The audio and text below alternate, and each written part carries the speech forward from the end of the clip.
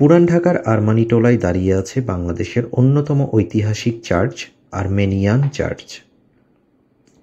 ১৭৮১ সালে নির্মিত এই চার্চটি শুধু খ্রিস্টান সম্প্রদায়ের জন্যই নয়, বরং পুরো ঢাকার ঐতিহ্য বহন করে।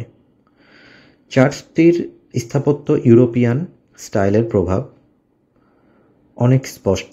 সাদা রঙের দেয়াল, লম্বা টাওয়ার আর শান্ত পরিবেশ একে আরও অনন্য করেছে। এখানে আসলে আপনি পাবেন ঢাকার ভিন্ন এক রূপ, পুরান শহরের কোলাহলের মাঝে এক টুকরো শান্তি। এটাই সেই হেরিটেজ স্পট যা অফবিট এবং অবশ্যই ঘুরে দেখার মতো। আমি সবাইকেই রেকমেন্ড করব, পুরান ঢাকায় গেলে অবশ্যই ঢাকার আরমানিটোলায় যাবেন এবং আর্মেনিয়ান চার্চটি ঘুরে আসবেন। ভালো থাকবেন। আসসালামু আলাইকুম।